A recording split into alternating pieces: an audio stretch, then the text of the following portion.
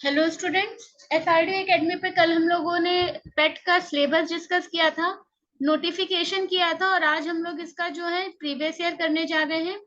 Previous year start किया है guys, लेकिन प्रीवियस ईयर को मैंने दो पार्ट में डिवाइड कर दिया है, जीएस पार्ट 1 और दूसरा वाला है हमारा सी सेट का पार्ट। ठीक है, जिसमें हम लोग रीजनिंग, मैथ, डीआई वगैरह देखेंगे। आज हम लोग इसके पार्ट 1 पे डिस्कशन करेंगे। पहला क्वेश्चन आपके सामने है, which one of the following sons was contemporary of Shivaji. तो शिवाजी के समकालीन कौन था, इस पे क्वेश्चन पूछा गया है आपसे। आपको इसमें बताना था शंकराचार्य, चैतन्य प्रभु, चैतन्य, नामदेव या तुक्काराम। ठीक है, तो इसमें आंसर था आपका तुक्काराम। चलिए, ये तो पता चल गया कि आंसर क्या था, लेकिन अब थोड़ी सी बात हम लोग तुक्काराम जी पे कर लें, क्योंकि तुक्काराम जी को झूठ से सख्त परहेज था। उनका मानना था कि दुनिया में कुछ भी दिखावटी नहीं है और कुछ भी टिक नहीं सकता। ठीक है, और झूठ को कोई लंबे समय तक संभाल भी नहीं सकता, और वो इसका सख्त परहेज करते थे झूठ से।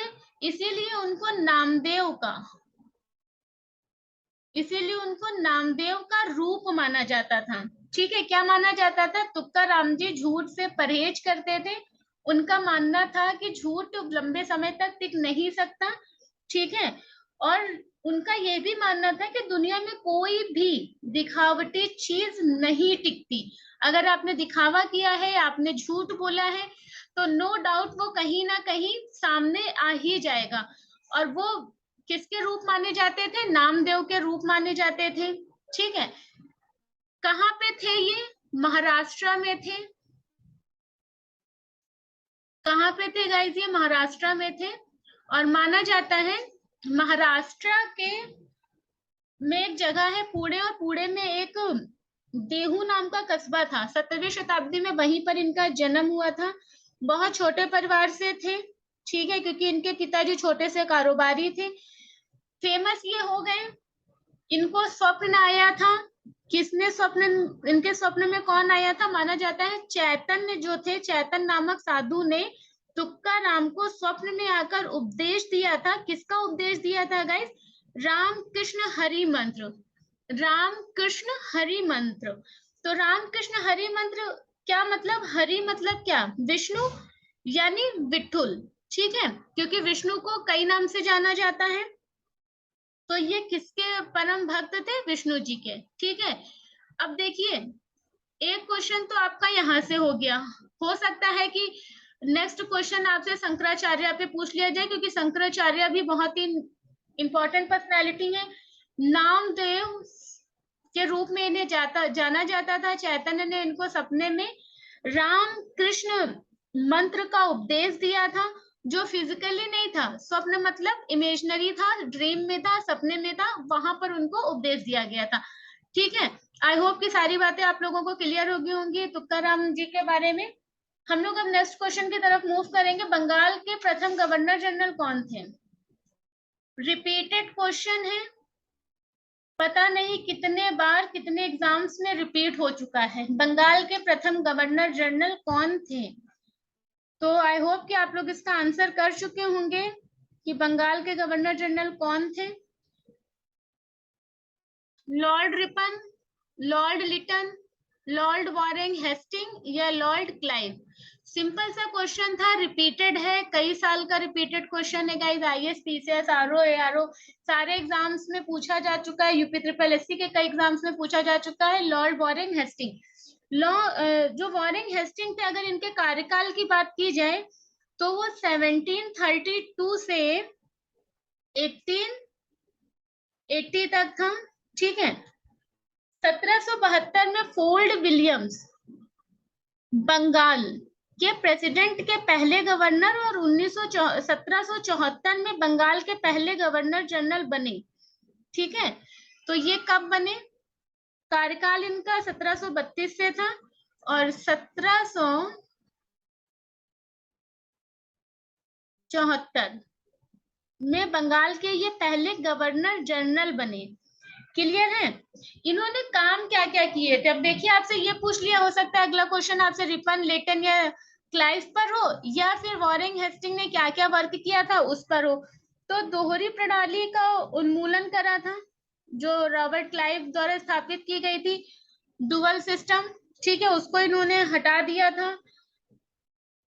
राजस्व सुधार में बहुत सारे काम किए थे, रेवेन्यू रिफॉर्म्स किए थे, जुडिशरी रिफॉर्म्स किए थे, ठीक है गाइस। जमींदारों की न्यायिक शक्तियां समाप्त कर दी गई थी इन्हीं के टाइम पे, पता होगा आप लोगों को। और व्यापारी विनियमन, जो आपका व्यापार विनियमन था, ट्रेड रेगुलेशन था, उस पर भी इन्होंने काम किया था। और दस्तक की व्यवस्था को समाप्त कर दिया था। तो हो सकता है अगली बार क्वेश्चन पूछ ले कि दस्तक किसने समाप्त किया था। दस्तक आपको पता होगा कि जस्ट लाइक का पास, अगर आप दूसरी टेरिटरी में व्यापार के लिए जाते हैं तो आपको कंपलसरी क्या चाहिए होता था, एक डॉक्यूमेंट्स चाहिए होता था, जिसमें आपको परमिशन दी गई होती थी कि आप वहां पे जाकर ट्रेड कर सकते हैं, ठीक है। चलिए हम लोग तीसरे क्वेश्चन की तरफ चलते हैं। थोड़ी थोड़ी बातें सब पे कर लेते हैं क्योंकि हमें अपना प्रैक्टिस सेट भी स्टार्ट करना है। और बाकी जो बच्चे पेट की प्रॉपर सिलेबस के साथ तैयारी करना चाहते हैं वो हमारे पेट का जो कोर्स चल रहा है उसके साथ जुड़ सकते हैं, ठीक है। चरक संहिता की बात करें अगर, तो चरक संहिता आपको पता है बहुत ही इंपॉर्टेंट संहिता है ये।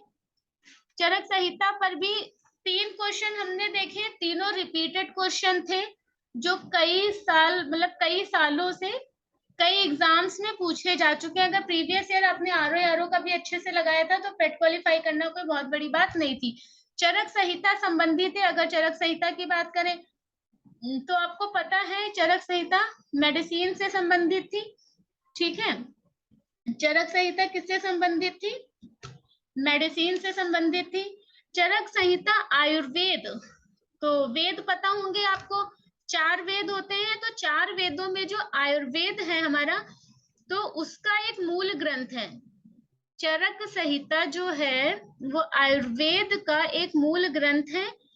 अगर इसकी लैंग्वेज पे बात कर ली जाए आपसे, क्योंकि लैंग्वेज पे देखा गया है मोस्टली क्वेश्चन पूछ लिए जाते हैं, तो ये आपकी थी संस्कृत भाषा में। किसमें थी, संस्कृत भाषा में। और जिसके रचयिता कौन थे, चरक थे, ठीक है। 3 बातें हो गई, आयुर्वेद का मूल ग्रंथ है, संस्कृत भाषा में है, और इसके रचयिता चरक हैं। क्लियर है ये बात, याद रखिएगा। देखिए यहाँ से बार बार क्वेश्चन पूछे जाते रहे हैं, क्लियर है। चलिए नेक्स्ट टॉपिक, नेक्स्ट क्वेश्चन की तरफ चलते हैं हम लोग। नेक्स्ट क्वेश्चन है हमारा, भारत में शासन करने वाले दिए गए शासकों का कालक्रमानुसार सही क्रम क्या है। What is the correct chronological order in which the following rulers ruled in India? Sher Shah Suri, Akbar, Alauddin Khilji, Iltutmish. अब ये थोड़ा टफ क्वेश्चन है, रिपीटेड है, लेकिन डेट जिनको याद नहीं होती है तो फिर रिपीटेड क्वेश्चन हो जाता है। हमारे पास 2 ही ऑप्शन होते हैं, या तो हम किसी स्टोरी से किसी का क्रोनोलॉजिकल ऑर्डर याद कर लें, या जिनको डेट याद हो जाती है वो डेट से याद कर लें।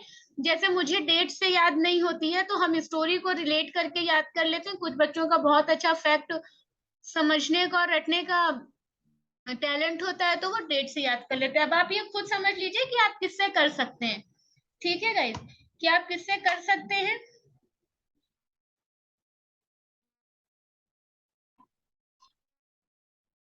अगर हम लोग शेरशाह सूरी की बात करें प्रॉपर, अगर सिर्फ और सिर्फ टाइमिंग की बात करें, शेरशाह सूरी की टाइमिंग क्या थी गाइस, 1211 से, सॉरी ये इल्तुतमिश की हम लिख रहे हैं, इल्तुतमिश की थी गाइस 1211 से 1236।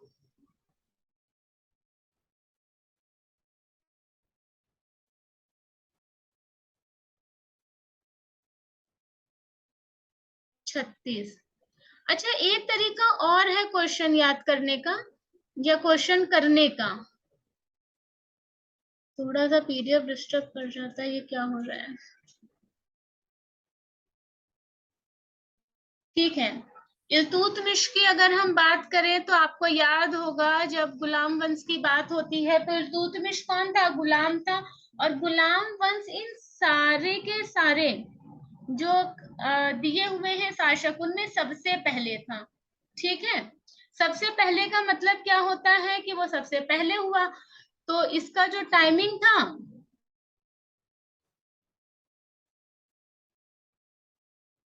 वो क्या हो गया आपका 1211 से 1236।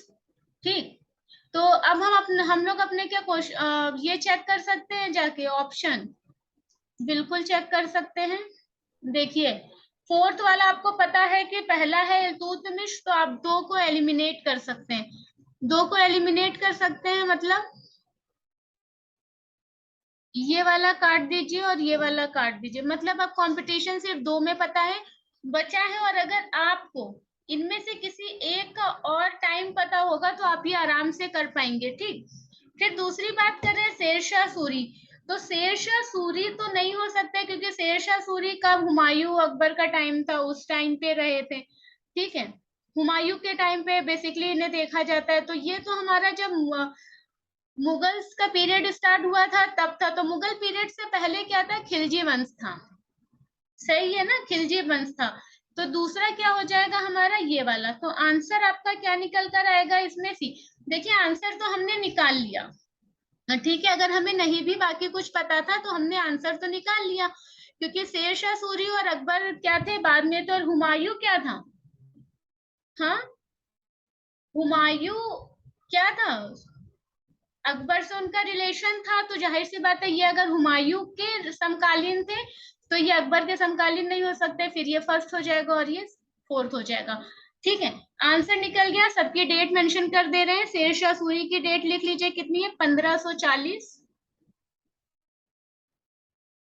से 1545।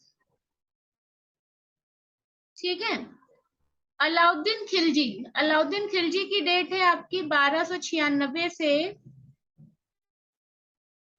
1316।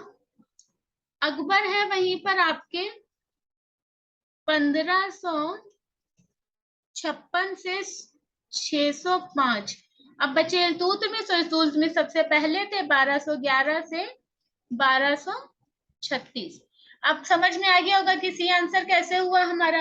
अगर हम थोड़ी सी और बात करें इल्तुतमिश के, तो टाइम तो हमें पता चल गया, लेकिन इल्तुतमिश ने दिल्ली सल्तनत के स्थायित्व के लिए, उनके कार्य के लिए जाना जाता है, जैसे कि तुर्कान ए चहलगानी का गठन किसने किया था, इल्तुतमिश ने किया था। तुर्कान ए चहलगानी,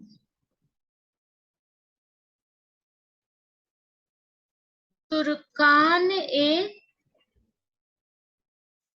चहलगानी, अच्छा चहलगानी का तो गठन किया ही था, इनका एक और भी इम्पोर्टेंट रोल रहा है, माना जाता है कि ये दिल्ली सल्तनत के वास्तविक संस्थापक थे।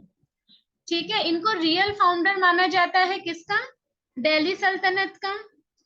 साथ ही माना जाता है इन्होंने विरोधियों का दमन करा और नवीन प्रकार के सिक्कों का प्रारंभ करा। तो ये बात किसकी हो गई, इल्तुतमिश की।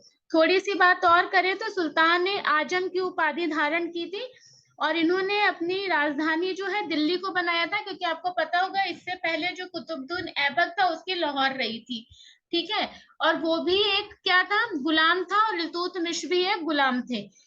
क्लियर है ये बातें। और ये है कि दिल्ली सल्तनत तक आया था कुतुबुद्दीन ऐबक, लेकिन वो यहाँ पर फाउंडर नहीं बन पाया वो दिल्ली का, और जो रियल आपका फाउंडर बने वो कौन थे, इल्तुतमिश थे, इसलिए भी इनको जाना जाता है सुल्तान आजम की, इन्होंने जो है उपाधि भी ली थी। ठीक है, तो ये तो बात हो गई इल्तुतमिश की। इल्तुतमिश के बाद अगर बात करें हम थोड़ी सी शेरशाह सूरी की, तो शेरशाह सूरी, इसको शेर खां भी कहा जाता था, इसको क्या कहा जाता था, शेर खां भी कहा जाता था। दिल्ली के सिंहासन पर 67 साल की उम्र में ये गद्दी पर बैठे थे, बाकी टाइम ये अपने कंटेम्प्रेरी और हुमायूं के साथ युद्ध में लड़ते रहे, तथा इनके पिता का नाम हसन खां था, जौनपुर के छोटे जमींदार थे। ठीक है,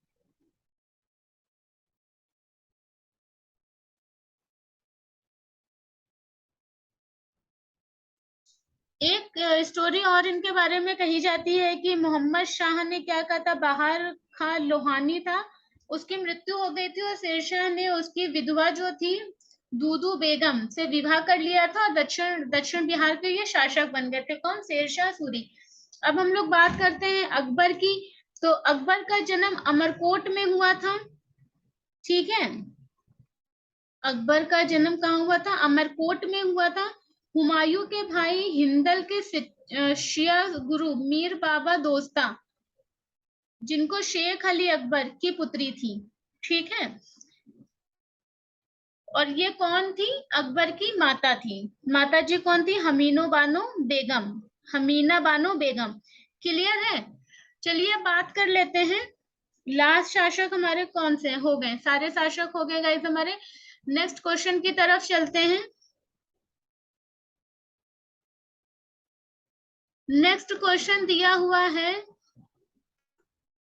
इनमें से किसे भारत के ग्रांड ओल्ड मैन के नाम से जाना जाता था? हु अमंग द फॉलोइंग से known as the grand old man of India? तो Surendranath Banerjee, Firoz Shah Mehta, W C Banerjee, Dadabhai Naoroji. तो इनमें से किसको जाना जाता था? तो दादा भाई नौरोजी को जाना जाता था। ठीक है, दादा भाई नौरोजी ने क्या किया था? एक थ्योरी दी थी। कौन सी थ्योरी थी? Drain of wealth. Drain of wealth theory के बारे में सबने सुना होगा कहीं ना कहीं। नहीं सुना है तो लिख लीजिएगा, ड्रेन ऑफ वेल्थ। ठीक है, ये भी क्वेश्चन आपसे कई बार पूछा जा चुका है। कब इन्होंने दी थी ये थ्योरी? 1867 में, 1867 में। ठीक है, तो ये दोनों बातें याद रखिएगा। ग्रांड ओल्ड मैन के नाम से दादा भाई नौरोजी को जाना जाता था। ड्रेन ऑफ वेल्थ थ्योरी किसने दी थी? दादा भाई नौरोजी ने दी थी। कब दी थी? 1867 में दी थी। क्लियर है ये बात? अच्छा, ड्रेन वेल्थ थ्योरी में बताया क्या गया था? अगर इसकी बात करें तो इसमें बताया था दादा भाई नौरोजी ने कि भारत का धन भारत से इंग्लैंड लेके जाया जा रहा है। क्योंकि क्या कॉन्सेप्ट चल रहा था उसमें? जो पेंशन भोगी थे इंडिया के अंदर ब्रिटिशर्स, उनकी पेंशन भी किससे दी जा रही थी? इंडिया के फंड से ही दी जा रही थी। मतलब वो क्रॉप तो इंडिया की पूरी खत्म कर चुके थे, कॉमर्शियल क्रॉप करवा रहे थे। ठीक है, एग्रीकल्चर पैटर्न पूरा चेंज कर चुके थे, ट्रेड पूरा चेंज कर चुके थे। छोटे छोटे जो हमारे एमएसएमईज थे उनको पूरी तरह से तोड़ चुके थे। उसके बाद भी अगर कुछ बच जा रहा था तो वो भी ये क्या पेंशन के रूप में, कंपनसेशन के रूप में, किसी भी रूप से वो धन को बस यहाँ से ले जा रहे थे। क्योंकि आपने सुना होगा कि रॉ मटेरियल जो था वो यहाँ से ले जाते थे चीप रेट पे, और वहां से जो इंडस्ट्रियल रेवोल्यूशन की बात सुनी होगी तो वहां पे वो क्या करते थे? इंडस्ट्रीज में उसको बना के और फिर इंडिया वापस ले आते थे और बाकी गरीब देशों में लेके जाते थे और उसको महंगा बेचते थे। ठीक है, तो ये इसको वॉच कर रहे थे दादा भाई नौरोजी, तो उन्होंने ये थ्योरी दी थी 1867 में। चलिए नेक्स्ट क्वेश्चन देखते हैं हम लोग।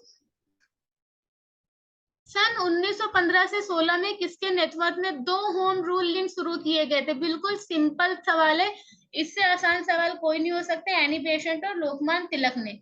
ठीक है, तो एनी बेसेंट और लोकमान्य तिलक के नेतृत्व में 2 होम रूल लिंक शुरू किए गए थे। तिलक के द्वारा इंडियन होम रूल लिंक अप्रैल 1916 में स्थापित किया गया था और एनी बेसेंट ने होम रूल लिंक सितंबर 1916 में प्रारंभ किया था। ठीक है, दोनों बातें याद रखिएगा। चलिए ये फिर से आपको फैक्चुअल डेटा है। फिर वही बात है कि अगर आपको कुछ भी थोड़ा सा याद होगा आगे पीछे करके तो आप इसका आंसर दे पाएंगे। ठीक है, क्वेश्चन पूछा गया है आपसे, which one of the following pairs is incorrectly matched? गलत कौन सा मैच है? देखिए कारगिल युद्ध तो बिल्कुल सही है। क्यों? 261 बिल्कुल सही है ये। अकबर का पूरा हृदय प्रवर्तन कर दिया। संघ संवत की शुरुआत AD 78 बिल्कुल सही है ये भी। मुगल युग की शुरुआत, मुस्लिम युग की शुरुआत 622 बिल्कुल सही है ये भी। ठीक है, क्योंकि 570 के पास में पहला आक्रमण माना जाता है भारत के ऊपर। ठीक है, मोहम्मद बिन कासिम के द्वारा। तो ये भी बिल्कुल सही है आपका। यहाँ पे शुरुआत तो पूछी है, अटैक्स नहीं पूछे हैं। 1709 औरंगजेब की मृत्यु बिल्कुल गलत है, क्योंकि औरंगजेब की मृत्यु डेथ जो हुई थी गाइस वो 1707 में हुई थी। यहाँ से पूरा एक अलग तरीके से हम हिस्ट्री को देखते हैं, ये टाइम चेंजिंग था इनकी डेथ, क्योंकि इसके बाद से जितने भी मुगल शासक थे वो कमजोर हो चुके थे, और औरंगजेब लास्ट मुगल शासक था जो बहुत ही स्टेबल था। ठीक है, इसके बाद अनस्टेबल शासक हुए हैं सारे मुगल्स में। चलिए फिर देखते हैं, बिल्कुल सिंपल सा है। करो या मरो का नारा किसने दिया था? महात्मा गांधी जी ने दिया था। महात्मा गांधी जी ने करो या मरो का नारा क्यों दिया था? क्योंकि ये बिल्कुल परेशान हो चुके थे अंग्रेजों की नीति से।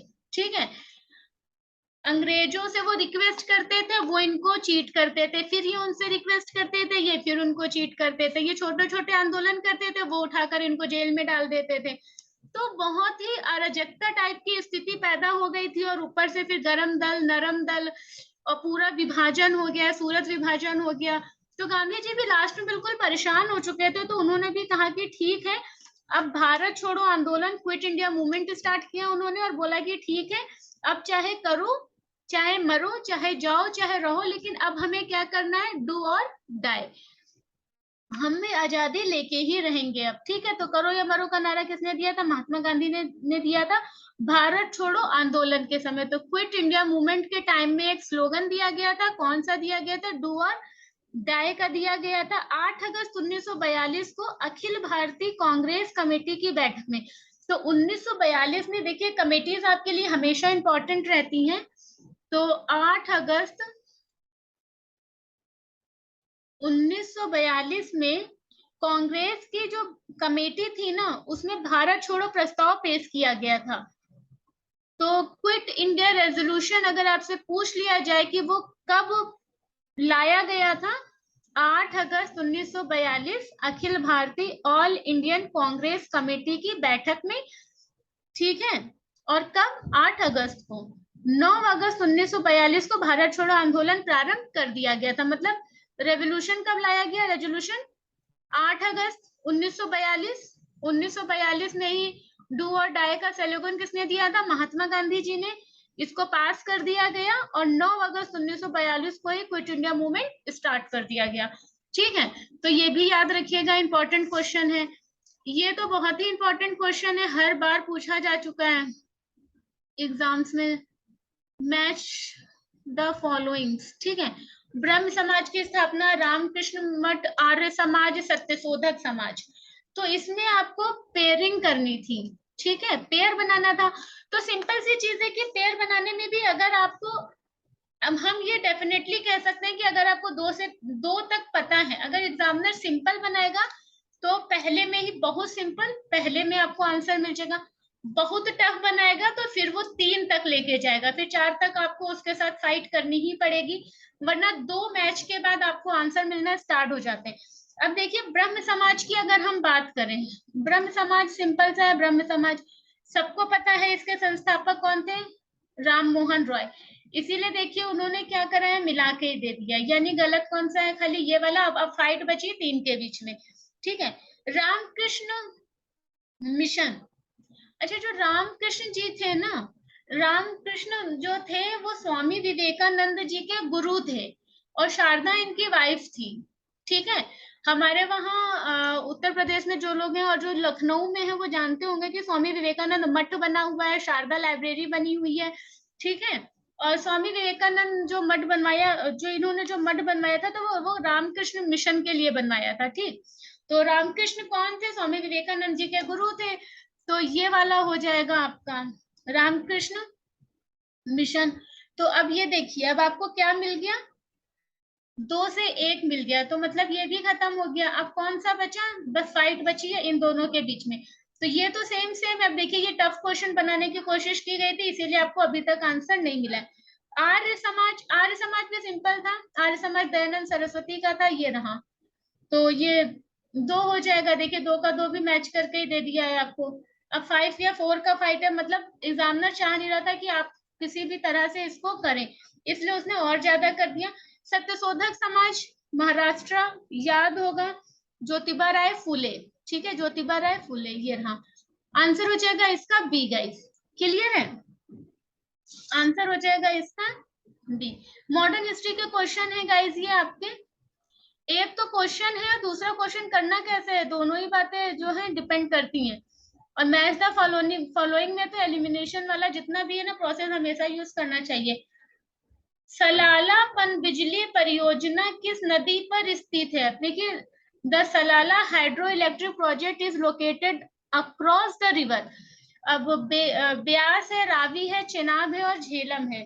तो बताइए सलाला किसके ऊपर है, इसका कमीशन कब बना किया गया था? तो ये आपकी है चेनाब के ऊपर। चेनाब रिवर कहाँ पर है? चेनाब आपकी है जम्मू कश्मीर में।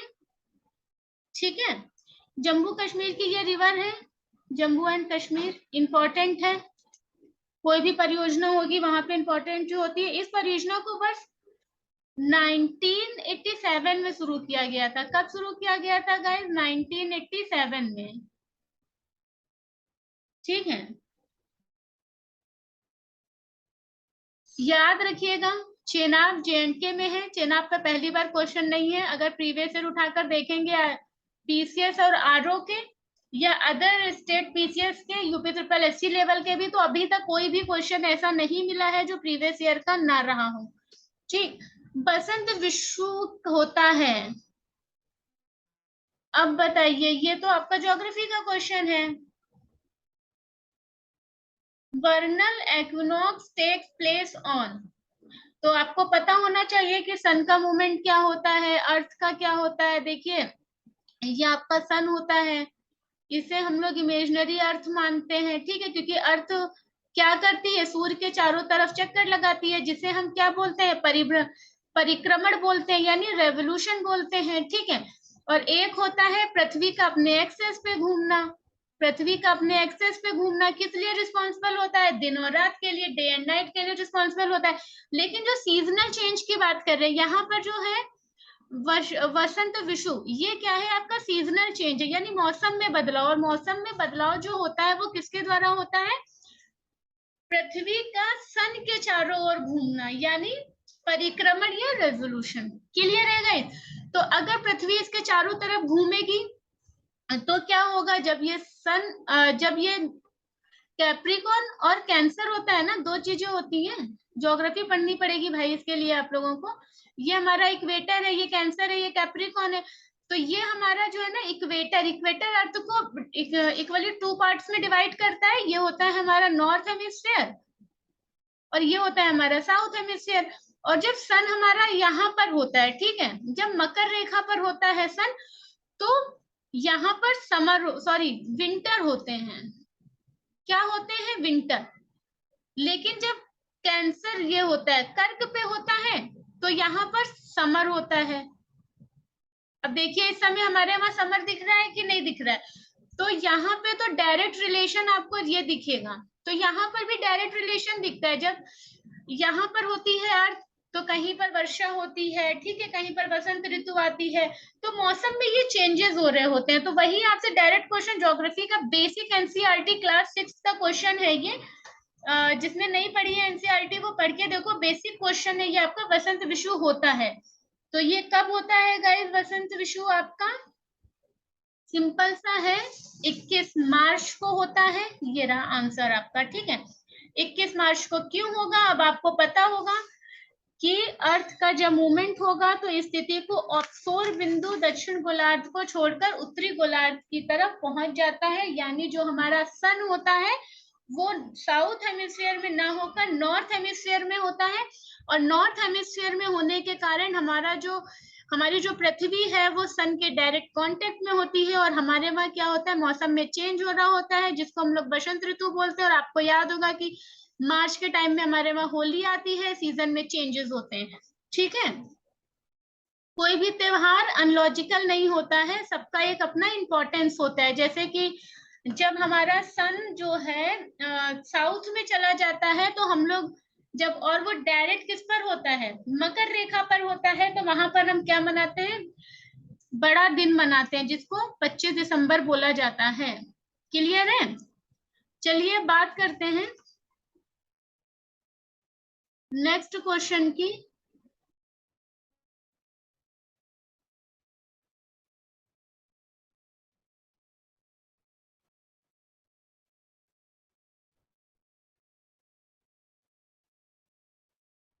ये तो हो गया हमारा। ये क्वेश्चन है, राजस्थान में खेतड़ी परियोजना किसके उत्पादन के लिए प्रसिद्ध है? करंट अफेयर्स का क्वेश्चन है गाइस ये। ठीक है, बताते चल रहे हैं, राजस्थान में खेतड़ी परियोजना किसके उत्पादन के लिए प्रसिद्ध है?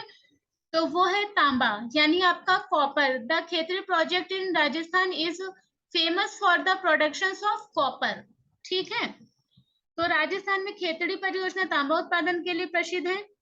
खेतड़ी नगर भारत के राजस्थान राज्य के झुंझुनू जिले में स्थित एक नगर है जहां पर तांबे का उत्पादन होता है।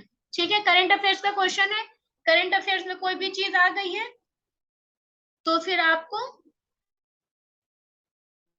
उसे पढ़ना ही पड़ेगा, क्योंकि करंट अफेयर से डायरेक्ट क्वेश्चन पूछे जाते हैं।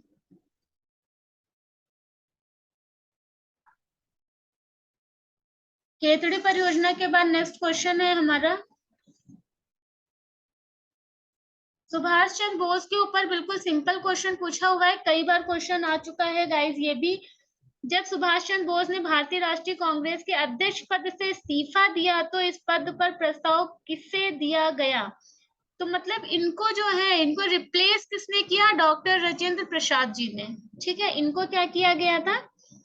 रिप्लेस करने के लिए, या इनको इनवाइट किया गया था सुभाष चंद्र बोस की जगह पर। तो जब सुभाष चंद्र बोस ने भारतीय राष्ट्रीय कांग्रेस इंडियन नेशनल कांग्रेस के अध्यक्ष पद से इस्तीफा दिया, एक्चुअली इन्होंने इस्तीफा क्यों दिया था तो आपको पता होगा, इनकी और गांधी जी के बीच में बहुत सारा विवाद चल रहा था रिजर्वेशन को लेकर। गांधी जी नहीं चाहते थे और सुभाष चंद्र बोस जी चाहते थे।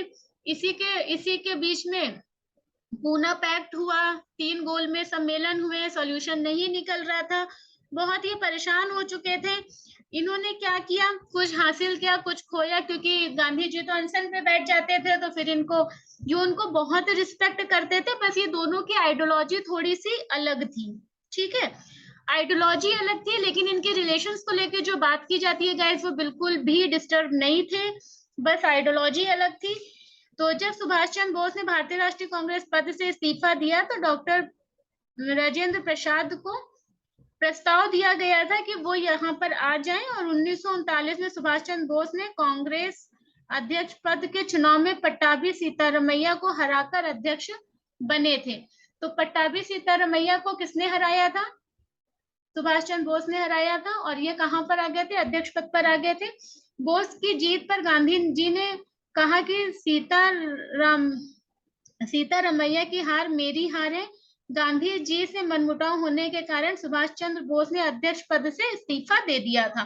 ठीक है, जिसके पश्चात इस पद का प्रस्ताव किसको दिया गया था? डॉक्टर राजेंद्र प्रसाद को। क्लियर है यहाँ तक? बिल्कुल सिंपल सा था, इसमें कुछ कंफ्यूजन नहीं होना चाहिए। नेक्स्ट क्वेश्चन करते हैं। क्वेश्चन है,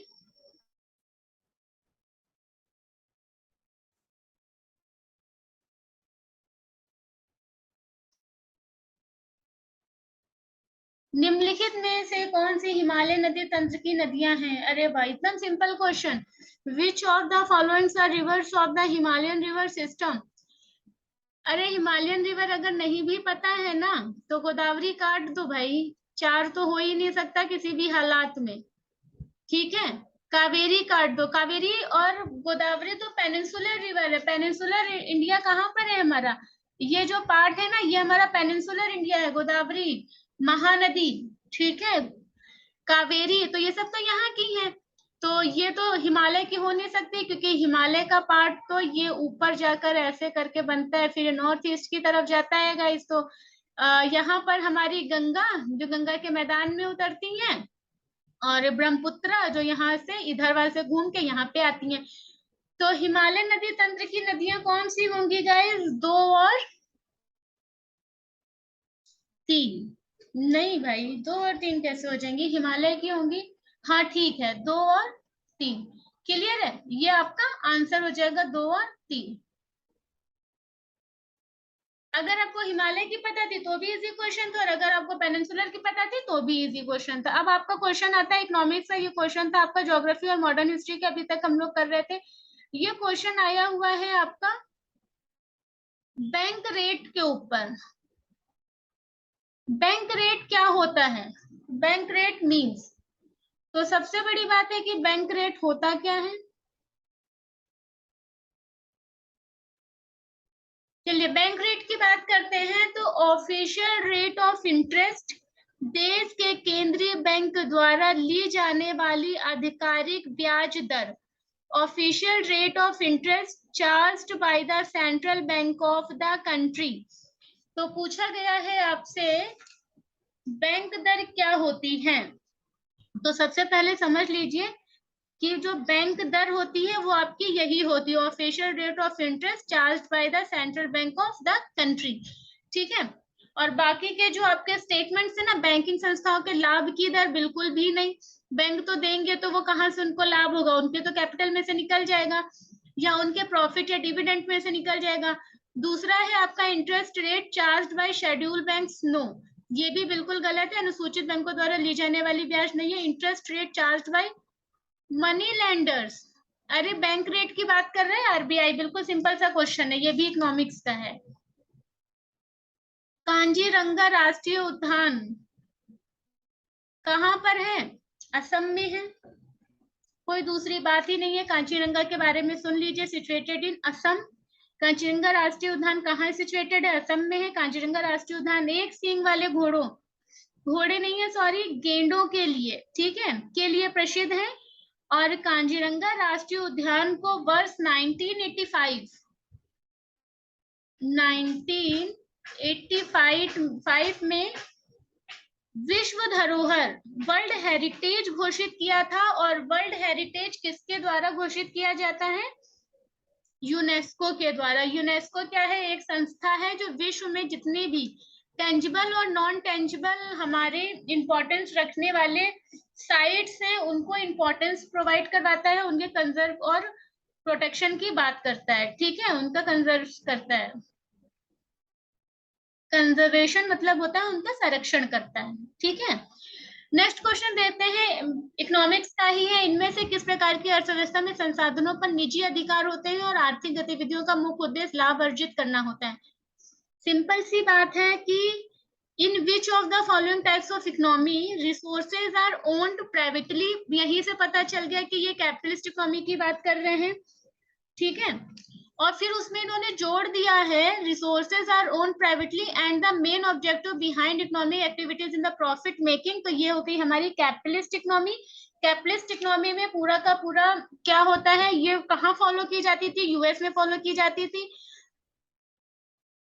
ठीक है, और उसके बाद क्या हुआ, यूएस के प्रेसिडेंट ने इसको पूरी तरह से इम्पोज करने की कोशिश कहाँ की? All over world. क्योंकि रशिया का जो सोवियत वाला कॉन्सेप्ट था ना, वो पूरी तरह से, उनका जो सोवियत इकोनॉमिक्स था सोशलिस्ट, वो पूरी तरह से ब्रेक डाउन हो चुका था। तो उसके बाद इन्होंने बोला कि नहीं, कैपिटलिस्ट ही होना चाहिए। और कैपिटलिस्ट को क्या करना चाहिए? फ्री छोड़ देना चाहिए। और मिनिमम मिनिमम क्या होना चाहिए? इंटरफेरेंस होना चाहिए गवर्नमेंट का। ठीक है, क्योंकि कैपिटलिस्ट वाले इंटरफेरेंस ज्यादा पसंद नहीं करेंगे। और ये इनका कि ये क्या करेंगे, वेलफेयर के लिए तो ये नहीं होती है, लेकिन प्रॉफिट मैक्सिमाइजेशन के लिए ये होती है, तो ये कैपिटलिस्ट होगी। भारत में कौन सी इकोनॉमी फॉलो की जाती है? मिक्स्ड। क्लियर है। 100 रुपए का नोट किसके द्वारा हस्तांतरित होता है? द 100 रुपये note bears the signatures of, किसके द्वारा होगा ये? सिंपल सा है कि आरबीआई के गवर्नर के द्वारा होगा। ठीक है, किसके द्वारा होगा? आरबीआई के गवर्नर के द्वारा होगा। यदि अब देखिए, ये वाले क्वेश्चन आपके करंट अफेयर्स के नहीं है, लेकिन जनरल अवेयरनेस के हैं। हमने कल जब सिलेबस देखा था तो उसमें देखा था ना, 2 टॉपिक थे, एक current affairs Indian and international, और एक आपका था करंट अवेयरनेस। तो ये वाले क्वेश्चन जो है ना, ये जनरल अवेयरनेस के हैं आपके। If RBI reduce the cash reserve ratio, नगद कोषानुपात, what will happen to the credit creation. Credit creation क्या होता है? जब मनी में वैल्यू एडिशन होता है, ठीक है, जब वैल्यू एडिशन होगा तो क्या होगा, ये हो जाएगा। तो आरबीआई नगद कोषानुपात को घटा दे तो साज सर्जन पर क्या असर पड़ेगा? इनमें से कोई नहीं, घट जाएगा, बढ़ जाएगा, कोई असर नहीं पड़ेगा। None well of these, it will increase, it will decrease, there will be no impact. देखो, अगर आरबीआई जो है वो अगर कैश रिजर्व रेशियो को घटा दे तो कुछ तो असर जरूर पड़ेगा। क्लियर है? तो आरबीआई क्या करती है, जब इसको क्या करेगी, घटा देगी, तो ये बढ़ जाएगी। ठीक, ये बात क्लियर हो गई। आंसर इसका बी निकलेगा, इट विल बी इंक्रीज। यदि आरबीआई नगद कोषानुपात को घटा दे तो साख सृजन बढ़ जाएगा, तथा यदि आरबीआई नगद कोषानुपात को बढ़ा दे तो साख सृजन कम हो जाएगा। इसको इन शॉर्ट समझिए, अगर आपको किसी को पैसा देना पड़े तो कैश रिजर्व रेशियो क्या है, ये बैंकों को रखना पड़ता है आरबीआई के पास। समझ रहे हैं?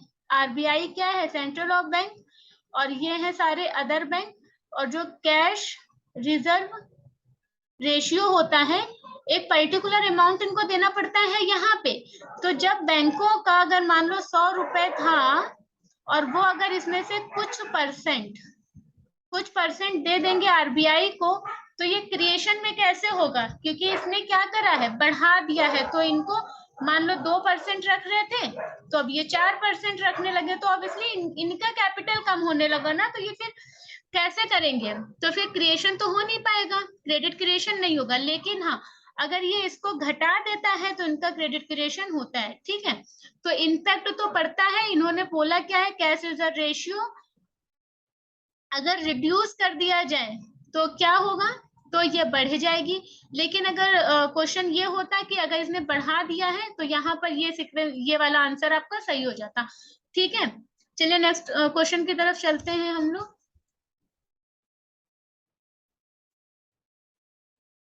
क्वेश्चन है, पॉलिटी से है, the public health and sanitation is included in constitution of India in. तो जन स्वास्थ्य एवं स्वच्छता किसमें शामिल है? भारत के संविधान में जन स्वास्थ्य एवं स्वच्छता की बात की गई है। तो ये किसका मुद्दा है, ये पूछ रहे हैं, तो ऑब्वियसली ये क्या है, स्टेट लिस्ट में है। ठीक है, तो भारत के संविधान में जन स्वास्थ्य और स्वच्छता राज्य सूची में शामिल है। जन स्वास्थ्य एवं स्वच्छता में स्वच्छता स्थानीय शासन, मत्स्य पालन, सिंचाई, कृषि, सड़क, वन इत्यादि राज्य सूची में शामिल होते हैं। ठीक है, तो कौन कौन से हो जाएंगे, हेल्थ का हो जाएगा, सैनिटेशन का हो जाएगा, लोकल गवर्नेंस का हो जाएगा, फिशरीज का, एग्रीकल्चर का, एरिगेशन का, ठीक है, रोड का, फॉरेस्ट का, ये सब क्या है, राज्य सूची का विषय है। भारत वर्तमान में राज्य सूची में, तो भारत में वर्तमान समय में राज्य सूची में गणना अनुसार कितने विषय हैं, कभी कभी आपसे ये भी पूछ लिया जाता है, तो याद रखिएगा 59। क्लियर है गाइस? चलिए नेक्स्ट क्वेश्चन करते हैं हम लोग। नेक्स्ट क्वेश्चन क्या है,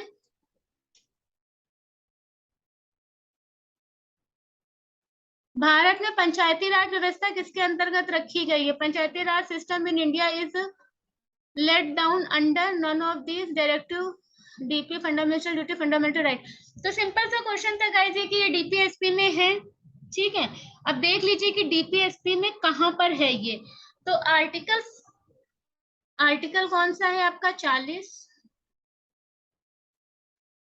आर्टिकल 40 में रखा गया है। ठीक है, संविधान में भाग 9 के अंतर्गत भी जो उसका कॉन्स्टिट्यूशनल पार्ट कौन सा है, भाग 9 है, उसमें भी पंचायती राज से संबंधित कुछ प्रावधान किए गए हैं। भाग 9 में पंचायत कहां से कहां तक में दिया है, देख लीजिए, आर्टिकल 2432 तक। ठीक है, तो ये पूरा का पूरा किससे रिलेटेड है, हो सकता है कि नेक्स्ट टाइम आपसे पूछ ले कि पंचायत कॉन्स्टिट्यूशन में कहां पर दिया गया, ये डीपीएसपी के किस आर्टिकल में दिया गया। तो डीपीएसपी का आर्टिकल कौन सा है आपका, 14, और बाकी जो आपके आर्टिकल हैं पार्ट 9 के, उसमें कहां से दिया, 243 से 243 ओ तक। क्लियर है यहाँ तक? चलिए फेमा पे बात कर लेते हैं। यहाँ पे पूछा गया था फेमा का फुल फॉर्म क्या है। Full form of FEMA simple सा था, फॉरेन एक्सचेंज मैनेजमेंट एक्ट, कोई दूसरी बात ही नहीं थी। ठीक है, फेमा का क्या था, क्या है फेमा आपका, foreign exchange management act. Clear है? इस्टेब्लिश कब हुआ था? FEMA was enacted by the Parliament of India in the winter season of 1999 to replace the Foreign Exchange Regulation Act 1973.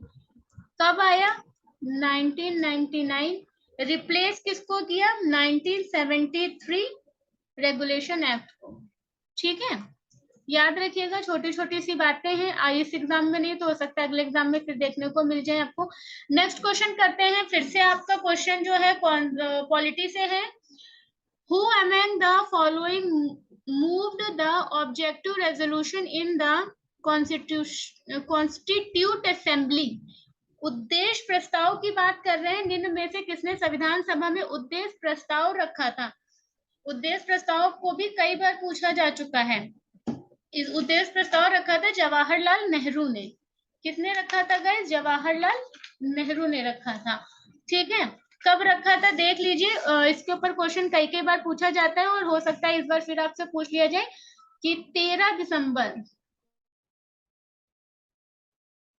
सन क्या था, 1946 को संविधान सभा में यानी कॉन्स्टिट्यूट असेंबली में ये रखा गया था। ठीक है, जिसे 22 जनवरी 1947 को संविधान सभा द्वारा पारित कर दिया गया था। दो क्वेश्चन बनते हैं यहाँ से, हमेशा देखे जा चुके हैं। 22 जनवरी 1947 को इसे पारित कर दिया गया था, दोनों बातें याद रखिएगा। ठीक है, इसीलिए मैंने बोला था प्रीवियस ईयर करवाने में टाइम लगेगा, क्योंकि हमारा मोटिव सिर्फ ये नहीं था कि हम आपको आंसर बता के निकल जाएं, हमें क्या करना था, यहाँ पर उसका डिस्कशन करना था आपके साथ, उससे रिलेटेड कुछ एक्चुअल जो फैक्ट थे वो आपको देने थे, जिससे नेक्स्ट एग्जाम में अगर वहां से क्वेश्चन आए तो आप देख सको। प्रैक्टिस सेट भी हम लोग ऐसे ही करने वाले हैं, no doubt. In which article of India constitution the interest of minorities are covered. बिल्कुल सिंपल क्वेश्चन है, जो न्यूज़पेपर फॉलो करते हैं उनको पता होगा, नहीं तो वैसे भी पता होगा, 29 है। ठीक है, तो भारतीय संविधान के अनुच्छेद 29 में अल्पसंख्यकों के लिए दिया गया है। अनुच्छेद 24 में क्या कहा गया है, आप सुन लीजिए, आ गया है तो आर्टिकल 24 भी देख लीजिए। इसमें कारखानों आदि में बालकों के नियोजन का प्रतिषेध करता है। मतलब जो कारखाने हैं उनमें जो आप बच्चों को लगाते हैं ना, उनको नहीं लगा सकते आप। मतलब फैक्ट्री, वो भी फैक्ट्री एक्ट में कई तरह की फैक्ट्रीज में बताया गया कि अगर वो हैजार्ड वाली है, बहुत ज्यादा खतरनाक या केमिकल वाली है, तो वहां पे जो बच्चों को नहीं लगाया जाएगा, कहीं पर 14 साल से तो कम रखना ही नहीं है, उसके अंडर के तो आप बच्चे रख ही नहीं सकते। और आर्टिकल 21 सबको पता है गाइस, क्या है आर्टिकल 21? क्या है? व्यक्ति के प्राण और दैहिक स्वतंत्रता की सुरक्षा प्रदान करता है, यानी राइट टू लाइफ है। ठीक है, क्या है? राइट टू लाइफ है।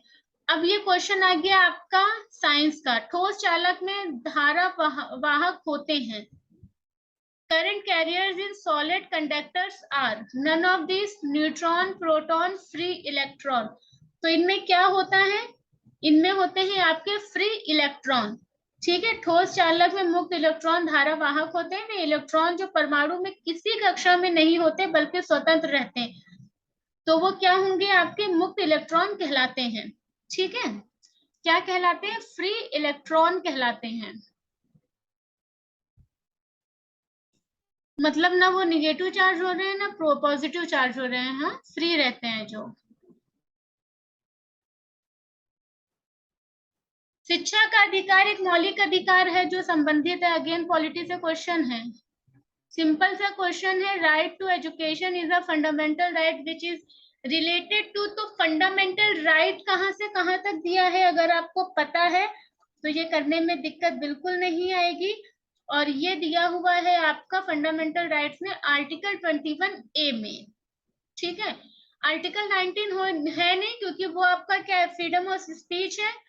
कहीं भी आने जाने, बसने और व्यापार करने की स्वतंत्रता देता है। इसमें ABCED कर कर 6 आर्टिकल दिए हुए। आर्टिकल 19 में आईएएस में क्वेश्चन जब पूछता है तो डिटेल में पूछता है, आपसे डायरेक्ट पूछा जा रहा है।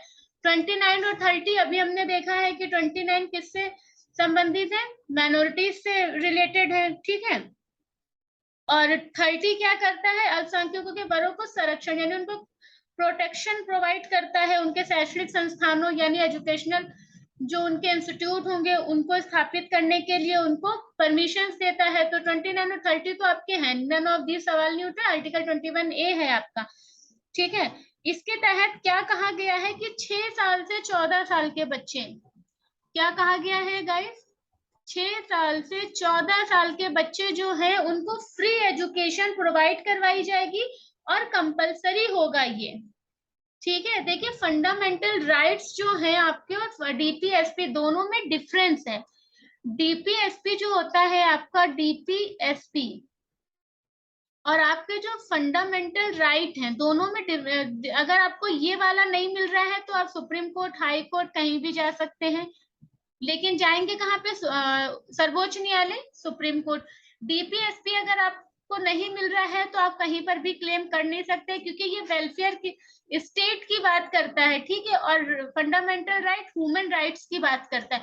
तो दोनों में थोड़ा सा डिफरेंस है। जब प्रेम्बल बनाया गया तो उस समय ये डिसाइड किया गया कि राज्य जो है सुधार की दिशा में काम करेगा, लेकिन वो कर ही लेगा क्योंकि हमारी पॉपुलेशन ज्यादा है, हमारे पास फंड नहीं है, हमारे पास डाइवर्सिटी बहुत ज्यादा है, हमारे पास रीजनल डाइवर्सिटी है, कल्चरल डाइवर्सिटी है, लैंग्वेज डाइवर्सिटी है, ठीक है। तो ये बोला गया कि ठीक है, हम डीपीएससी में वो सारे सब्जेक्ट्स कर देते हैं जिसके थ्रू राज्य तो जो है वो कोशिश करेगा कि ठीक है हम ये करेंगे, लेकिन फंडामेंटल राइट में वही राइट्स रखे गए हैं जो कंपलसरी हैं, ठीक है। तो इनको याद रखिएगा।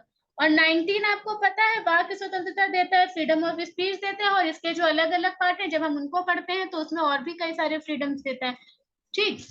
चलिए नेक्स्ट क्वेश्चन करते हैं। आई होप कि आप लोगों को क्लास समझ में आ रही होगी, आनी भी चाहिए बहुत ज्यादा। ब्लीचिंग पाउडर का रासायनिक नाम क्या है, the chemical name of bleaching powder in also. तो ये तो केमिस्ट्री का डायरेक्ट क्वेश्चन है। इसका आंसर होगा आपका सी। क्या आंसर होगा इसका, कैल्शियम ऑक्सीक्लोराइड, कैल्शियम ऑक्सीक्लोराइड, ठीक है। तो ये पूछ लिए जाते हैं कभी कभी, कैल्शियम ऑक्सीक्लोराइड क्या है, CaOC52, ठीक। चलिए नेक्स्ट देखते हैं। 18 कैरेट सोने में खरे सोने का प्रतिशत होता है, the percentage of pure gold in 80 carat gold में होता है 75%, ठीक है। ये सब फैक्चुअल डेटा है, ये आपको ऐसे रट लेना चाहिए। क्वेश्चन पूछे जाते हैं, बिल्कुल सिंपल होता है, संतरे बहुतायता में होता है। तो ये होता है विटामिन सी, A, B और इनमें से कोई का सवाल नहीं है। फिर है आपका प्रकाश वर्ष किसके मापन की इकाई, light year is a unit of measurement of speed of aeroplane, नहीं, distance travelled by light in the vacuum during 1 year, एक वर्ष में निर्वात प्रकाश चली गई दूरी। तो इसमें क्या होगा गाइस, इसमें आंसर आपका 2 ही होगा, ठीक है। Distance travelled by light in the vacuum during 1 year, clear है। तो इसमें क्या मापा जाता है, प्रकाश वर्ष एक वर्ष में चली गई दूरी का मापन होता है, क्लियर। सिंपल क्वेश्चन था साइंस का। जीएस का पेपर देख लेते हैं। दर्प का पर्यायवाची कौन सा है, देखिए ये सीसैट का ही पार्ट है, लेकिन इसको मैंने हिंदी वाला है मैंने ले लिया है कि जिससे हमारा ये आज जितने जल्दी कंप्लीट हो जाएगा उतना कल हम साइंस सॉरी डीआई और उस पे मैथ पे फोकस कर लेंगे।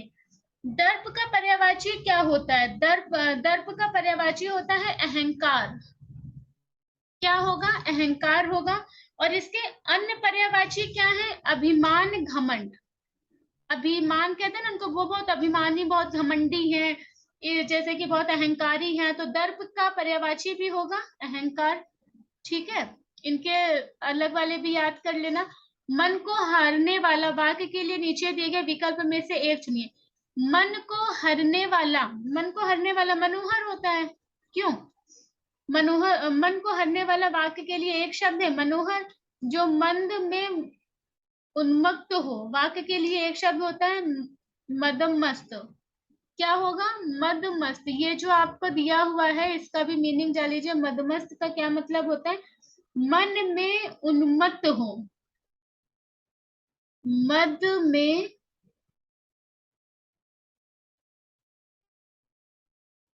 उन्मत्त हो। ठीक है, तो मदमस्त। मर्म स्थल को छेदने वाला वाक्य के लिए होता है मर्मांतक। क्या होगा? मर्मांतक। मर्म स्थल को छेदने वाला वाक्य क्या होता है? मर्मांतक। ठीक है, तीनों का मीनिंग जान लीजिएगा।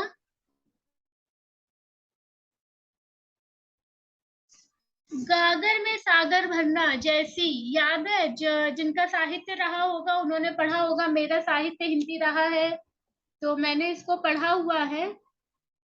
ठीक है, तो गागर में सागर भरना जैसी के बहुत सारे मुहावरे ऐसे हैं जिसमें उन्होंने कहा है कि व्यक्ति को कम शब्दों में इतना ही बोल, मतलब इतना सारा बोल देना चाहिए कि सामने वाले को खुद ही समझ में आ जाए कि जब बिना बोले भी बहुत कुछ बोल दिया गया है। ठीक है, जैसे गुस्से में होता है इंसान, किसी को आंखें दिखा दे तो समझ जाता है बस हो गया। तो वो गागर में सागर भरने जैसा होता है। ठीक है, तो थोड़े में बहुत कहना, थोड़े में बहुत कहना मतलब गागर में सागर भरना। देखा है ना कि मनुष्य और ये जो संत वगैरह होते हैं कितनी फिलोसफी वाली बातें करते रहते हैं। क्यों?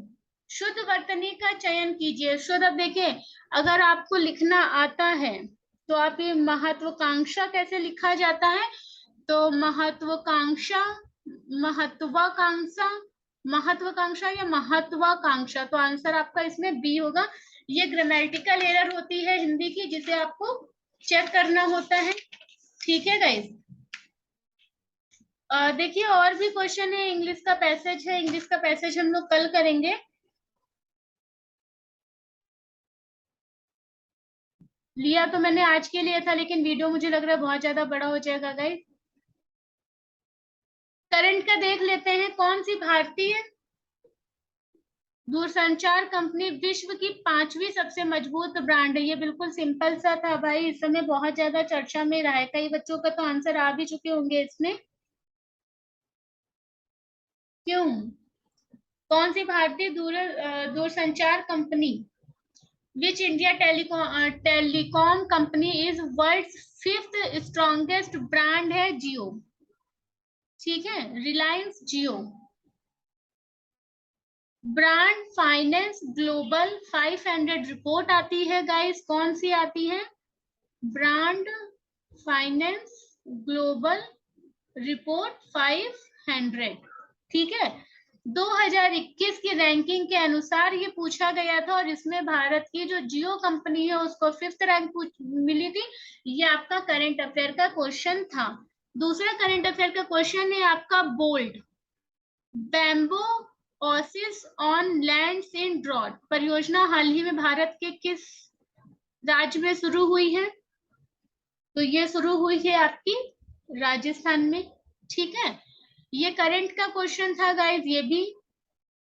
तो 4 जुलाई 2021 को बोल्ड, अब इसका फुल फॉर्म भी पूछा जा चुका है कई एग्जाम्स में और यहाँ पर इसको पूछा था किस राज्य ने इसको लॉन्च किया है। तो परियोजना को शुरू किया गया था। परियोजना को खादी एवं ग्रामोद्योग आयोग द्वारा राजस्थान के उदयपुर जनपद के निचला मंडवा गांव से प्रारंभ किया था। आपके लिए बस इतना इंपॉर्टेंट है, इसका फुल फॉर्म क्या है, किस राज्य ने इसको लॉन्च किया है। अब ये प्रीवियस हो चुका है, अब क्वेश्चन इससे अलग होगा। ये भी करंट अफेयर का क्वेश्चन है आपका। Which is first country to get free कोविड-19 vaccine through the Covax scheme of United State या यूनाइट नेशन? संयुक्त राष्ट्र की कोवैक्सीन योजना के अंतर्गत कोविड-19 के मुफ्त वैक्सीनेशन पाने वाला पहला देश कौन सा है? तो ये आपका कौन सा है गाइस पहला देश? अफ्रीकी देश था, सारे अफ्रीका के ही दिख रहे हैं। ठीक है, अफ्रीका में ये था घाना। कौन सा था? घाना।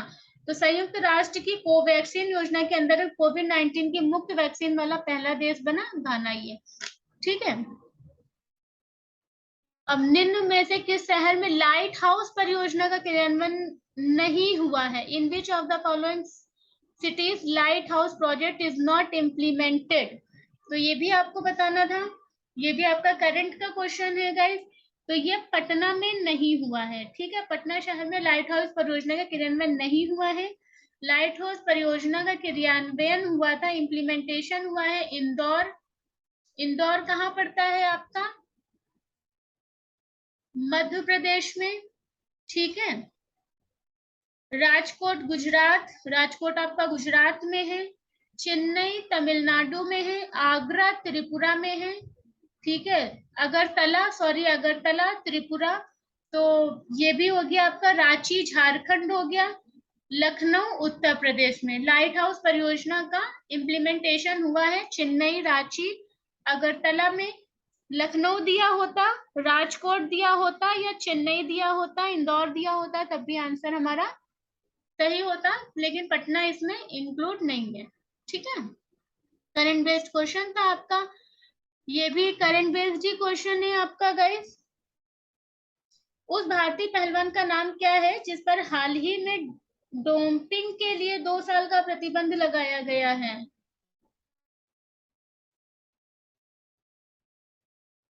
ये तो स्पोर्ट्स से क्वेश्चन है आपका, है ना। इस तरह से क्वेश्चन पूछे जाते हैं। तो इसमें सुमित मलिक थे। सुमित मलिक वह भारतीय पहलवान है जिन पर हाल ही में डोपिंग के लिए 2 साल का प्रतिबंध लगाया गया है।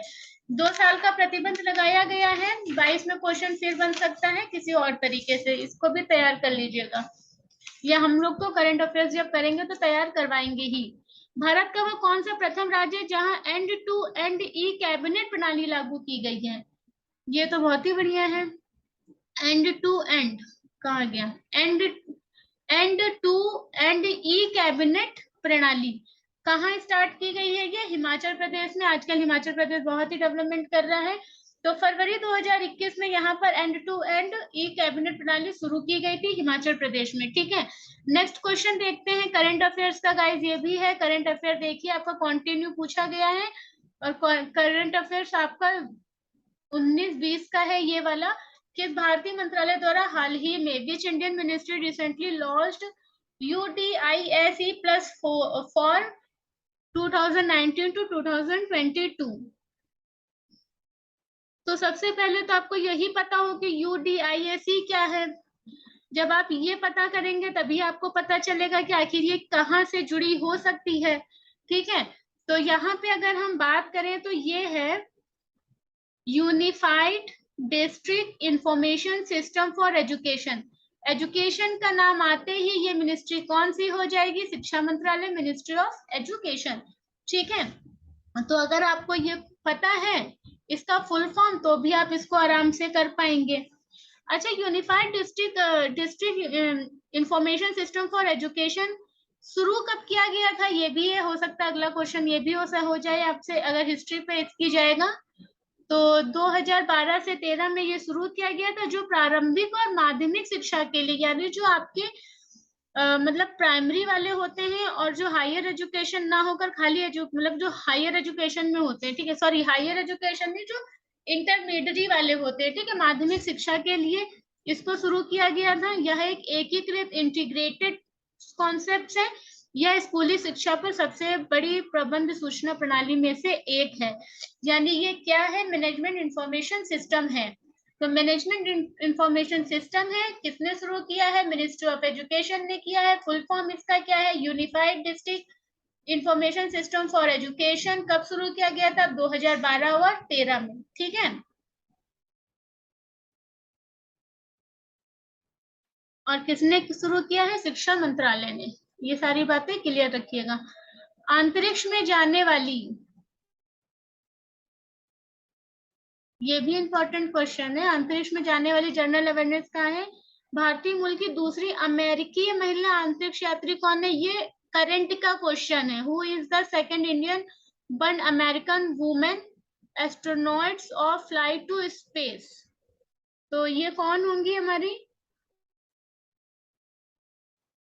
ये है हमारी सिरसा बांदला। बांदला जी बहुत ज्यादा चर्चा में थी। ये क्या है, भारतीय मूल की है।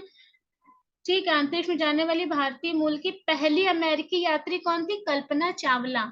देखिए नाम इनका भी यहाँ पर दिया हुआ है। ठीक है, तो कल्पना चावला जो थी ये पहली थी। अगर कहीं भी दूसरा पूछ ले तो आपको पहला तो पता ही होना चाहिए, तीसरा पूछ ले तो दूसरा और पहला पता होना चाहिए। अगर पहला पूछ रहा है तो हमें पता होना चाहिए व्हेन इंट्रोड्यूस इट। ठीक है, इसे कब लागू किए, चालू किया गया, शुरू किया गया, इम्प्लीमेंट किया गया। तो ये कनेक्शन बैठाना होता है जहां से हमें क्या करना होता है, सिलेक्शन लेने में हेल्प मिलती है। ठीक है, कनेक्शन तो आपको बैठाने ही पड़ेंगे, कहाँ से क्वेश्चन पूछे जा रहे हैं आपसे। सॉरी गाइस, वीडियो बहुत ज्यादा बड़ा हो रहा है, आई नो, लेकिन अगर आंसर बता के निकलना होता तो ये आधा घंटे पहले खत्म हो चुका होता। ठीक है, तो थोड़ा सा डिटेल हो रही है इसकी, इसलिए थोड़ा बड़ा हो रहा है, लेकिन आप लोग इसको करिएगा। कल हम लोग इसमें मैथ का करेंगे, आज हम लोग देख लेते हैं 69 क्वेश्चन। आर्टिफिशियली इंटेलिजेंस आधारित पोर्टल सुपैक भारत में किस न्यायालय के लिए शुरू किया गया है? ठीक है, तो क्वेश्चन क्या पूछा गया है आपसे, artificial artificially artificially intelligence based portal SUPEC launched for which court in India? None of the Supreme Court, Gujarat high court या दिल्ली हाई कोर्ट? तो ये किया गया है सुप्रीम कोर्ट के लिए। ठीक है, सुपैक का फुल फॉर्म क्या होगा आपका? हाँ, supreme court portal for assist in courts efficiency. Full form ढूंढिएगा इसका। ठीक है, कितने भारतीय राज्य नेपाल से सीमा साझा करते हैं? ज्योग्राफी का क्वेश्चन है। How many Indian state share their boundaries with Nepal? 2, 4, 3, 5। Map अगर आप देखेंगे तो आपको इसका आंसर तुरंत मिल जाएगा, 5। ठीक है, कौन कौन से हैं भारतीय 5 राज्य? उत्तराखंड, उत्तर प्रदेश नेपाल से सीमा साझा करते हैं, बिहार, सिक्किम और पश्चिम बंगाल। याद रखिएगा, उत्तर प्रदेश, उत्तराखंड, बिहार, सिक्किम और पश्चिम बंगाल। ठीक है, निम्न में से कोस्टा रिका की राजधानी कौन सी है? विच of the following in the capital of Costa Rica? तो कोस्टा रिका की राजधानी आपकी सान जोस। क्या है आपकी? सान जोस है। ठीक है, स्मार्टफोन निर्माता वीवो ने किस क्रिकेट खिलाड़ी को अपना ब्रांड एम्बेसडर नियुक्त किया है? तो इन्होंने करा है विराट कोहली को। तो स्मार्टफोन निर्माता वीवो ने विराट कोहली को अपना ब्रांड एम्बेसडर नियुक्त किया है। क्वेश्चन, ब्रांड एम्बेसडर 2022 में जो भी नियुक्त किए गए होंगे वहां से क्वेश्चन आपका आएगा। भारत के संविधान के अनुसार लोकसभा के सदस्यों की अधिकतम संख्या क्या है? 550। सबको पता होगा, जनरल क्वेश्चन है बिल्कुल।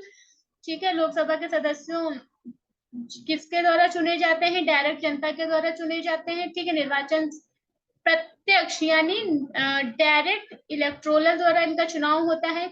इनके सदस्यों की अधिकतम संख्या 552 होती है। ठीक है, दो आपको पता होगा एग्लो इंड समुदाय से होते हैं। 104वें, 2 एग्लो इंडियन होते हैं ना इसमें, लेकिन आंसर हम इसमें यही वाला टिक करते हैं। कहाँ गया ये वाला? 550। और इनका डिवीजन कैसे होता है? 530 राज्यों से, 20 केंद्र शासित प्रदेशों से और 2 आंग्ल इंडियन समुदाय से। ठीक है, किंतु 104 क्या कर रहे हैं? 104 कॉन्स्टिट्यूशनल अमेंडमेंट एक्ट 2019 द्वारा लोकसभा एवं राज्य विधानसभाओं में, यानी लोकसभा और स्टेट लेजिस्लेटिव काउंसिल में आंग्ल भारतीय समुदाय के प्रतिनिधित्व के लिए सदस्यों को नामित करने की व्यवस्था को आगे न बढ़ाते हुए निष्प्रभावी कर दिया गया है। और इसीलिए ये बचे हैं कितने? 550। यानी 104 जो कॉन्स्टिट्यूशनल अमेंडमेंट किया गया था 2019 में, उसमें जो ये आंग्ल हमें दिख रहे हैं ना, ये 2 लोग, इनको जो है हटा दिया गया है, इसीलिए हमें कितने दिख रहे हैं? 550। हिंदी दिवस कब मनाया जाता है? 14 सितंबर को। बिल्कुल इजी क्वेश्चन है आपसे ये। हिंदी दिवस कब मनाया जाता है? हिंदी दिवस मनाया जाता है 14 सितंबर को। कब से मनाया जा रहा है? आधिकारिक रूप से यानी ऑफिशियल रूप से 1953 से। क्लियर है? सार्क की बात कर रहे हैं, इनमें से कौन सा देश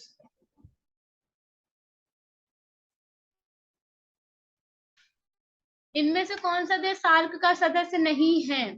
तो सार्क आपको पता होना चाहिए क्या है। सार्क एक ऑर्गेनाइजेशन है साउथ ईस्ट एशिया का। ठीक है, तो उसमें साउथ ईस्ट एशिया के मैक्सिमम कंट्रीज इन्वॉल्व हैं गाइस। क्लियर है? तो पूछा हमसे क्या है कि इसमें कौन सा नहीं है, तो अफगानिस्तान, नेपाल और बांग्लादेश है। ठीक है, म्यांमार नहीं है। तो सार्क का सदस्य नहीं है, और म्यांमार और सार्क के सदस्य हैं भारत, भूटान, अफगानिस्तान, मालदीव, बांग्लादेश, नेपाल, पाकिस्तान और श्रीलंका। ये है हमारे सार्क मेंबर्स। क्लियर है? फिर से रिपीट कर दे रहे हैं, कौन कौन से हैं आपके। इंडिया, इंडिया प्लस कौन है? भूटान, हमारा पड़ोसी राज्य। अफगानिस्तान, जिससे हमारी सबसे कम सीमा साझा होती है, प्लस मालदीव, मालदीव कहाँ है? हमारा लक्षद्वीप के पास। Plus Bangladesh, illegal migration हर वक्त बांग्लादेश। नेपाल, नेपाल से भी आपको पता होगा, नेपाल से हमारी बाउंड्री शेयर होती है। पाकिस्तान तो वैसे भी याद भूलने वाली चीज है ही नहीं, पाकिस्तान। और श्रीलंका। ठीक है, ये हमारे क्या है गाइस? सार्क मेंबर्स हैं। केंद्रीय नेक्स्ट क्वेश्चन है, केंद्र प्रदेश लक्षद्वीप की आधिकारिक ऑफिशियल लैंग्वेज इनमें से क्या है? ऑफिशियल लैंग्वेज क्या होगी लक्षद्वीप के? सिंहली, मलयालम, ग्रेट अंडमानी, तमिल। देखिए जो केंद्र है ना, अरे सॉरी, ये जो लक्षद्वीप है ना, लक्षद्वीप की जो ऑफिशियल लैंग्वेज है वो है मलयालम। क्लियर है? क्या है? मलयालम। विच of the sorry, next question करते हैं। Odum, Onam is the cultural festival of which? ये है आपका केरला का। कहाँ का है ओणम? केरला का है। ये है कल्चरल फंक्शन। यह त्योहार राजा महाबली के स्वागत में मनाया गया था। तो राजा थे महाबली, उन्हीं के स्वागत में मनाया गया था। कहाँ पे? केरल में। निम्नलिखित में से कौन सा सूर्य ग्रह सूर्य के सबसे नजदीक का है? तो आपको पता होगा हमारा सोलर सिस्टम। ठीक है, हमारा सोलर सिस्टम। सोलर सिस्टम हमारा ऐसे बनता है, ये हमारा सन होता है। ठीक है, फिर एक प्लेनेट यहाँ पर है हमारा, थोड़ा गलत हो रहा है, एक प्लेनेट यहाँ है, एक यहाँ है, एक यहाँ है। ठीक है, तो इनर और आउटर प्लेनेट होते हैं, एस्ट्रॉइड बेल्ट होती है एक यहाँ पर। ठीक है, एस्ट्रॉइड बेल्ट क्या होती है? जैसे क्षुद्र ग्रह पेटी बोला जाता है, ऐसे करके होती है। इसके अंदर में होते हैं 3 और इसके बाहर में होते हैं 3, ऐसे करके फिर सन होता है। ये पूरा प्लेनेट हमारा होता है। इस तरह से ये होता है ना, पूरा सोलर सिस्टम हमारा बन के तैयार होता है। तो इसमें सबसे नजदीक का जो ग्रह होता है वो सूर्य के पास बुध का होता है। ठीक है, मरकरी। तो बुध ग्रह सूर्य के सबसे नजदीकतम है, और सूर्य से दूरी के अनुसार ग्रह क्रम है बुध का, शुक्र का, पृथ्वी का। अब देखिएगा, ये सन है हमारा। ठीक है, और सन से जैसे जैसे दूरी बढ़ती जाएगी, एक यहाँ, फिर एक यहाँ, फिर एक यहाँ, ऐसे करके। ठीक, फिर एक यहाँ, ऐसे करके। जुपिटर आपको पता है सबसे बड़ा ग्रह है। वेनिस आपको पता है सबसे हॉट ग्रह है। सबसे रेड आपका कौन सा है? ये देखिए, ऐसे करके जो बनता जाएगा ना, ये अच्छा स्ट्रक्चर नहीं बनेगा गाइस ये, लेकिन आप लोग समझ लीजिए। सन, सन के सबसे बाद में है बुध, और बुध के पास में कौन है? शुक्र। शुक्र सुनने में ठंडा सुनाई देता है शब्द, लेकिन ये बहुत हॉटेस्ट प्लेनेट होता है। इसका राशियों पर भी बहुत गहरा प्रभाव पड़ता है। और ये है हमारी अर्थ। तो अर्थ क्या है? सन से इसकी दूरी थर्ड पर होती है। ठीक है, पृथ्वी, मंगल, बृहस्पति, शनि, अरुण एवं वरुण, ऐसे करके ये पूरे प्लेनेट होते हैं हमारे। क्लियर है? नोबेल पुरस्कार जीतने वाले प्रथम एशियाई कौन थे? तो नोबेल पुरस्कार सबसे पहले किसको दिया गया था? रविंद्रनाथ टैगोर को दिया गया था। कब दिया गया था? 1913 में दिया गया था। ठीक है, बिल्कुल सिंपल सा क्वेश्चन है। जो भी बच्चे कंपटीशन की प्रिपरेशन में है वो सब जानते हैं इसका आंसर क्या है। In which of the following place Ajanta Ellora caves are situated. तो ये है आपकी औरंगाबाद। क्लियर है। तो औरंगाबाद कहाँ पड़ता है, महाराष्ट्र में पड़ता है और बहुत ही फेमस है ये।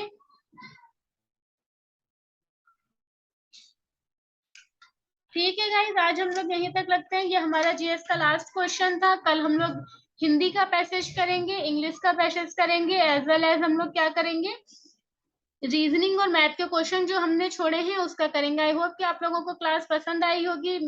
मेरे चैनल को लाइक कर दें, शेयर कर दें, ठीक है, कमेंट्स करें अगर कुछ लगता है।